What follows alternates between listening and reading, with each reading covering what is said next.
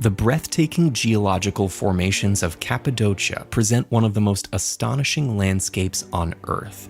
Also known as fairy chimneys, these sturdy stone cones were created by massive volcanic eruptions which poured countless tons of ash across what would eventually become part of central Turkey.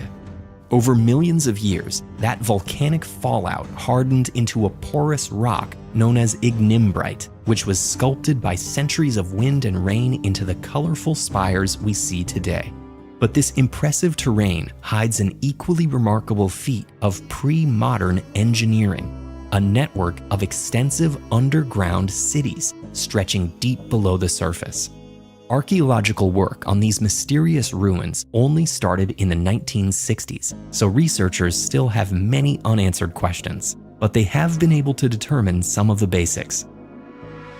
Cappadocia's underground settlements date back to the Middle Ages, when the region was part of the eastern territories of the Byzantine Empire. Throughout the 7th and 8th centuries, this border region was frequently under siege from Arab invaders, which may have led locals to seek refuge underground. Initially, archaeologists assumed these subterranean cities and sanctuaries were created by Greek-speaking Orthodox Christian monks due to the numerous Byzantine churches and copious religious imagery. But further investigation revealed intricately designed layouts and elements of domestic architecture that could only have been produced by master masons. Typically, these craftsmen would have built such structures with brick and stone, but under the surface, they carved their designs directly into the rock. All these complexes were connected by stairs and tunnels which could be sealed off with large boulders for protection. Residents dug deep enough to reach the water table, ensuring their access to water during lengthy sieges, and vertical ventilation shafts connect these cities to the sky, circulating cool, fresh air to the residences inside. In addition to living spaces, these dwellings had wine presses, cooking areas, and stables for livestock. Some chambers even offered old-fashioned lavatories, where waste could be washed into deep pits or covered with lime. Normally, this approach would still have left some stench, but the region's absorbent volcanic rock helped maintain a dry and odor-free environment. The rock's composition also helped ensure stable temperatures throughout the year, making these spaces ideal for long-term living and food storage.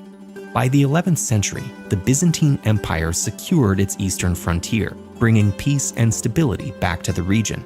But rather than abandoning their underground settlements, locals expanded them into the landscapes above. Building directly into the region's rocky cliffsides, stoneworkers skillfully carved dwellings with open courtyards and adorned their entrances with elegant facades. Numerous churches were also carved from the rock, all designed in the standard architectural styles of the Byzantine Empire during the 9th to the 11th centuries. This included simple structures with altars and apses, as well as intricate designs featuring columns and domes. And on the inside, many showcased vibrant wall paintings depicting detailed Christian iconography. These paintings are still visible today, making Cappadocia one of the most significant repositories of Byzantine art in the world. But while these paintings and stony structures endured, their inhabitants were forced to move on. It's believed that the Byzantines started vacating the region when the Seljuk and Ottoman Turks took hold of it in the late 11th century. Over the following centuries, local farmers and villagers used these spaces for storage and squatting, and there's evidence of some inhabitants as recent as the early 20th century. However, in the past few decades, these cities have been recognized as international heritage sites, requiring care and preservation. This designation has earned them government protection and attracted both curious researchers and tourists eager to explore their labyrinthine passageways. Derinkuyu, which stretches up to 85 meters below the ground, and Kaymakle are the two best known and most visited. But Goreme, Ihlara, and many other valleys are where you can see the finest preserved churches, all with spectacular Byzantine architecture and wall paintings. And as researchers continue to excavate these sites, they'll undoubtedly uncover even more secrets from this buried history.